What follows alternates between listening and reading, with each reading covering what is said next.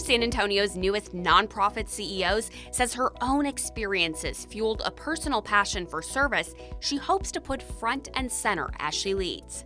So it's really a full circle moment for me to have been a client of the San Antonio Lighthouse to now have the opportunity to lead the organization. Cynthia Watson is the new CEO for San Antonio Lighthouse for the Blind and Visually Impaired. She's the fifth in its 88-year history and has decades of experience providing direct services and in leadership, most recently coming from the Seattle Lighthouse. She's also legally blind, so she has first-hand experience mastering tech and tools to succeed without sight. That's also the mission behind the production arm of San Antonio Lighthouse, now one of the largest manufacturing employers in San Antonio, with 500 workers, 250 of them blind or visually impaired. A lot of people think that this is a nursing home for the blind, but this is where we work at. This is where we make a living. They make cutting-edge military textiles, sold on many bases, including in the Alamo City.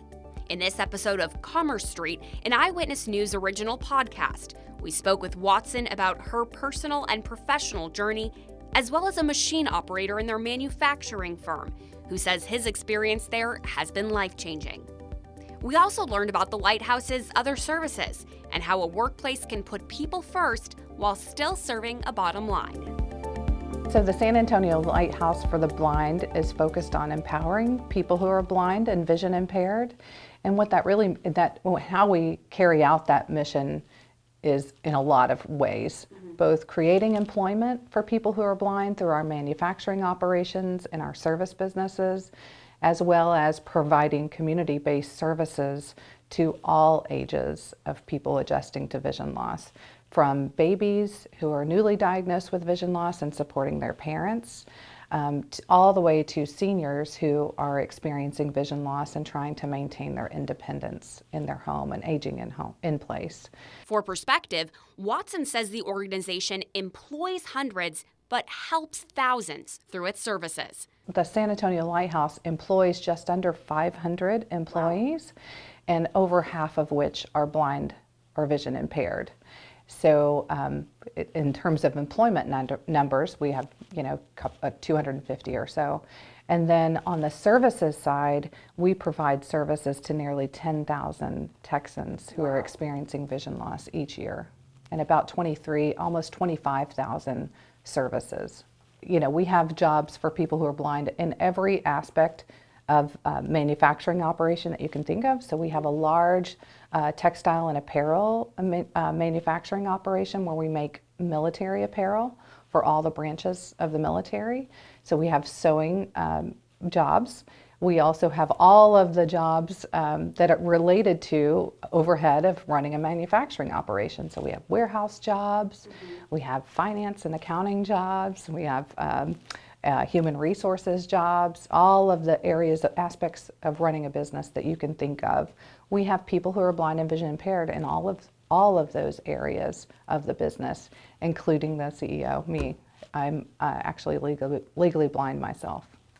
You've worked at other lighthouses, but you're fairly new to San Antonio Lighthouse. Tell me how that came about and how long you've been here. Yeah, that's a great question. So this is week 3 for me at the Lighthouse. So we got you near the beginning. Yes. So my career, 20 plus years career, has been dedicated to serving people who are blind. And that's because the mission is personal to me.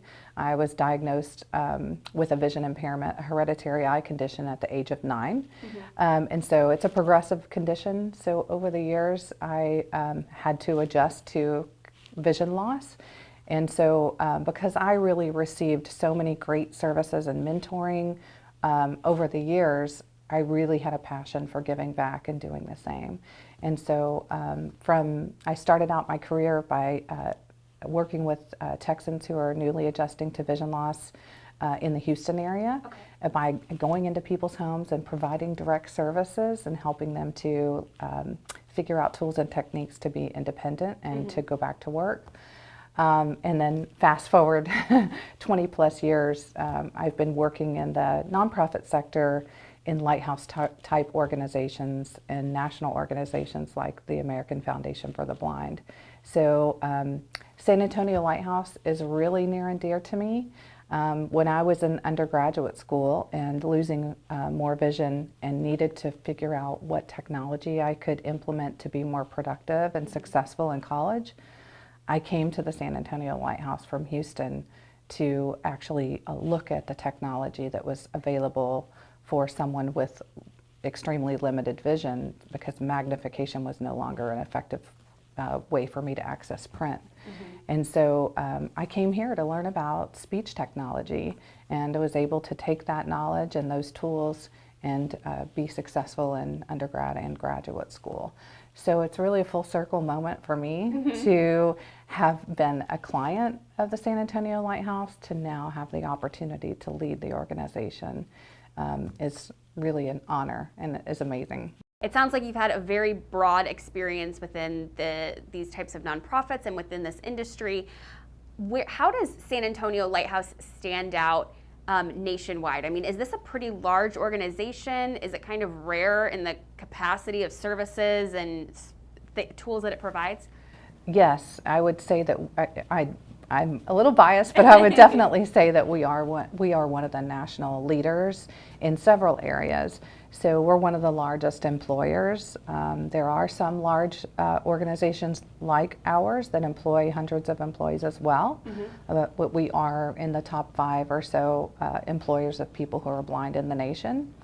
And the diversity of employment opportunities because of the different segments of business that we office products manufacturing, military apparel manufacturing, and then base stores where we provide retail services. So there's a lot of diversity of employment opportunities.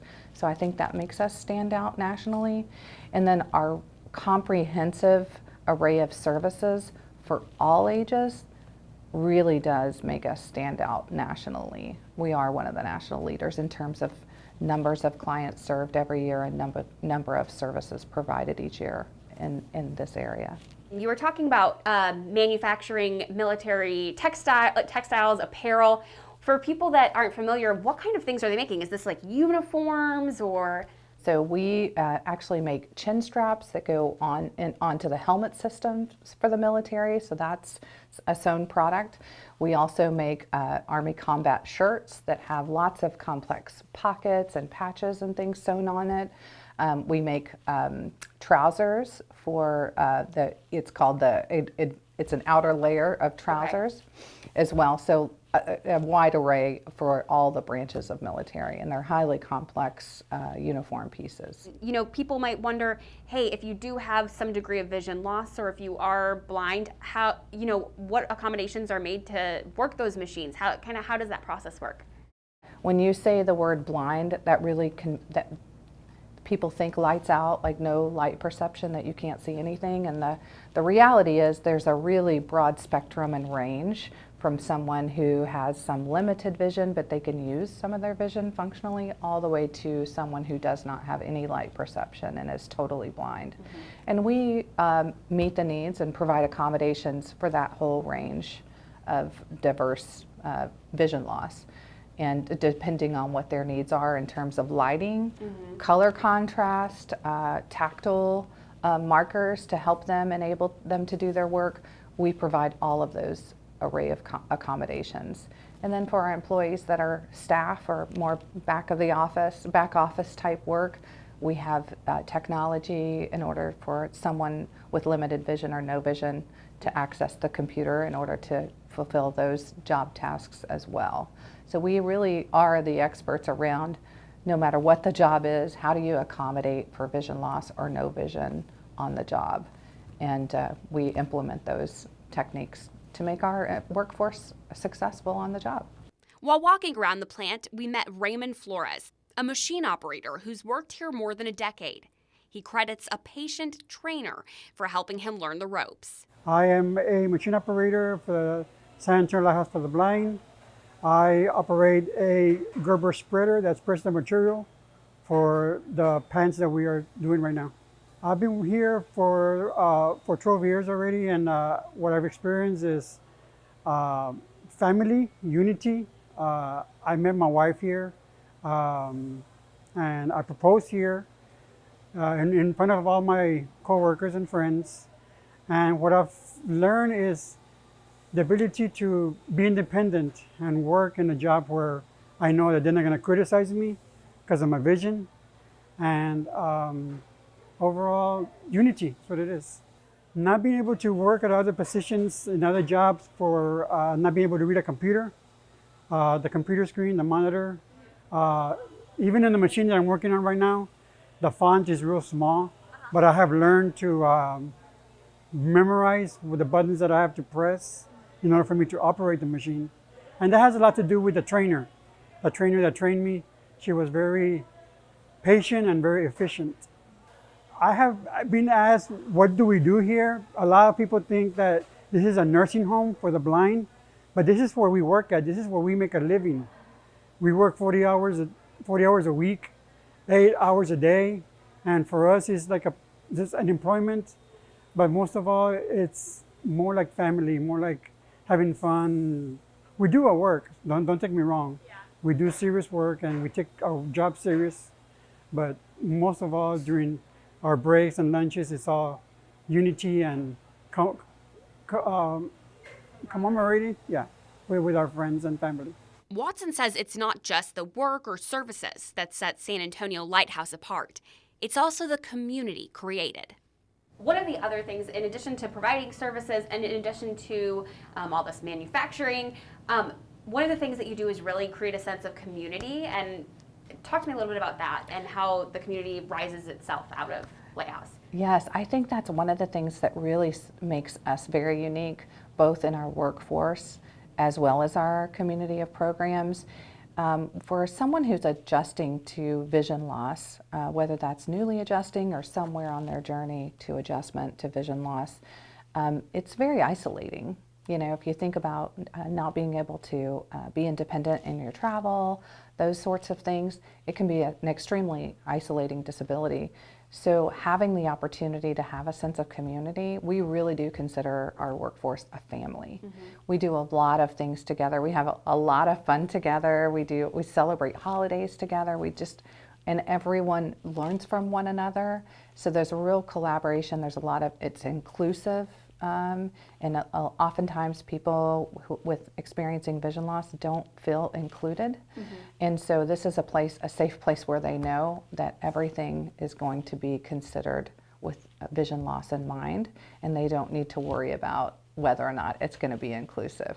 So, and we learn from each other. Mm-hmm. I learned from employees every day, even though vision loss is old hat to me. Mm-hmm. I still learn from other people experiencing vision loss how they do certain things, and we're just learning from each other. Mm-hmm. So it's that sense of community that really is a draw, I believe, for our workforce and for our clients. And we just kind of touched on it a moment ago, but for somebody who is just starting to experience vision loss, and for everyone it's different, maybe it is a little scary and you aren't sure, am I going to be able to achieve all the dreams that I want to achieve? What kind of has motivated you or inspired you along your journey that you've been able to pass on to other people? Yeah, I mean, honestly, to just dream the unimaginable, and really the limitation is ourselves. Like, we have to be willing to get out of our own way and not allow ourselves to allow vision loss to be the barrier. Because really, if you can just think outside the box, I would have never dreamed that I was going to be a CEO. Mm-hmm. But meeting other CEOs, both sighted and blind, who provided mentoring for me and helped me to stretch my imagination about what I could accomplish and achieve, and honestly get out of my own way and allow myself to be confident, right? Yeah. So that's the biggest thing is, not allowing the barriers to stop you. We hope you enjoyed this episode of Commerce Street, a podcast from KENS 5. For more episodes like this one, head over to Apple Podcasts, Google Podcasts, Spotify, or visit kens5.com/Commerce Street. I'm Erica Zucco with producer Kristen Dean. Thanks for listening.